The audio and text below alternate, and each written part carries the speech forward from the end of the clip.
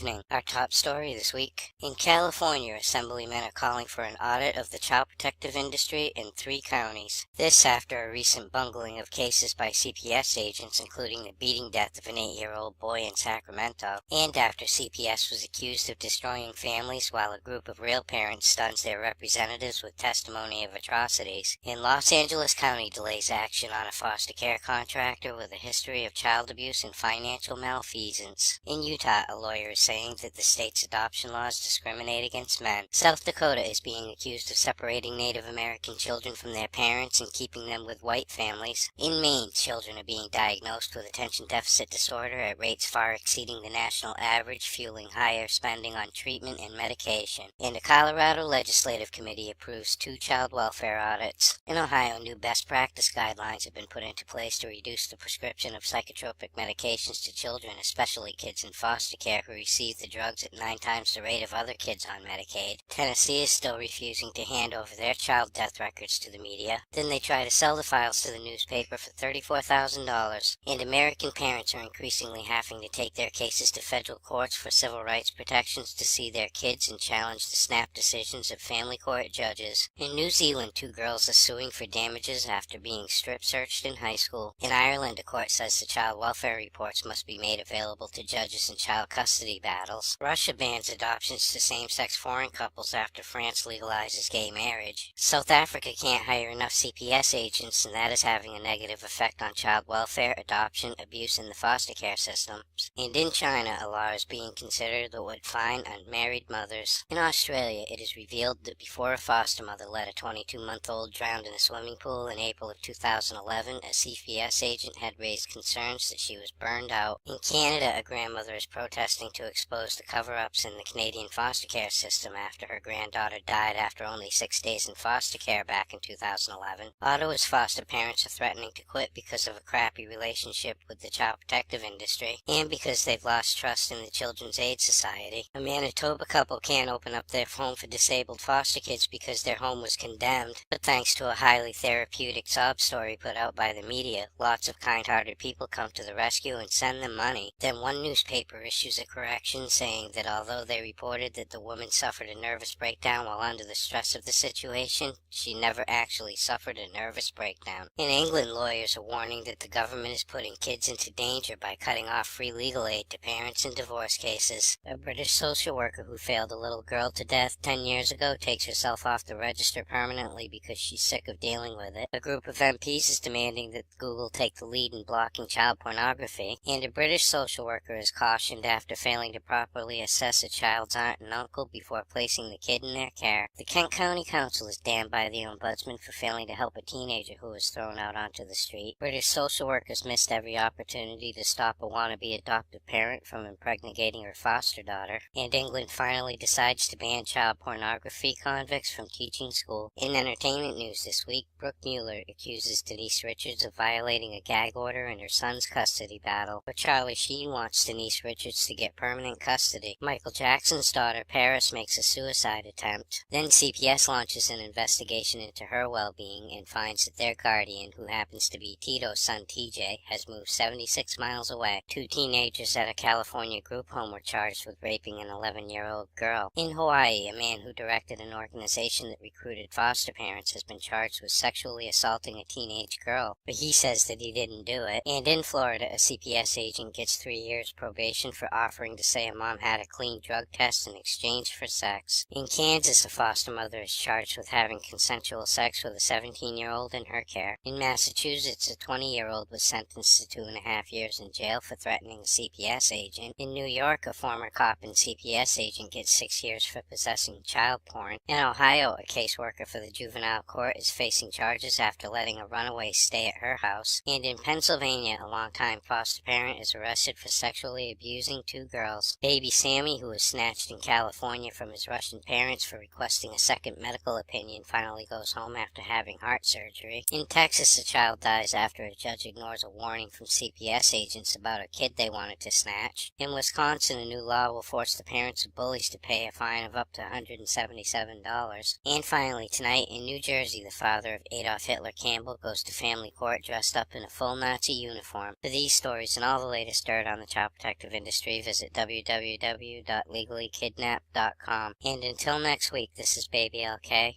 over and out.